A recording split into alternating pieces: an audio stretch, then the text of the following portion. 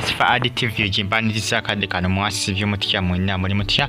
ngenda kusaba subscribing atonyigene kale sawa sajja Kabaka wa Buganda yazemo okubanga kwaki yazemo okubanga alabika eri Obuganda yazemo okubanga alabika eri Obuganda wabula basinga tikyabasanyusiza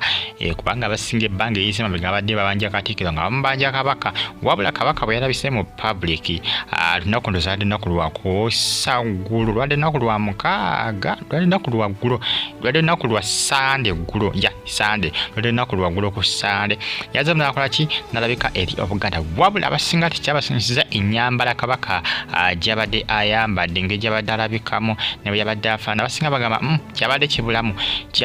ndozo omulengera Kabaka bwate byakolaki Kabaka bwate bweyadde afaana namunaye ng'alabiseeko eri Obuganda wabula basinga bagamba ti Kabaka alabika atya mu public ng'ali mbiniigiina alabika atya mu public ng'ennyumba gy'alimu eri mu nsiko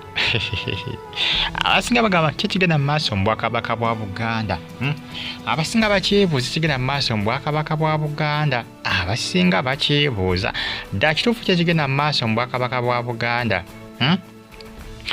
Bagita Faadi TV subscribe atonyigene kale mbebaza bagamba ati mwe nnyo kubanga mugyekuumirako gwe kikyosubira kiyinza okubanga kigenda mu maaso mu Bwakabaka bwa Buganda gwe kikyosubira wamma gwe nga gwe kubanga tebitegereka bulungi abasinga bagamba Kabaka abeera atya mbiniigiina ng'ate biddugala ye lwaki gy'abeera essaawa zino abeera mu nsiko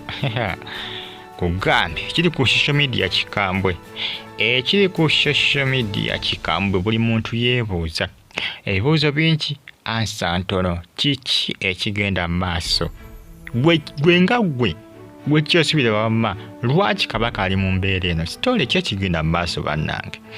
kiki ekigenda mu maaso abadde amaze ebbanga atalabika mu public lwazeemu okulabika mu public eyabadde muniigiina ennyambala nga yeeyo ennyumba nga giri tiwategerekeka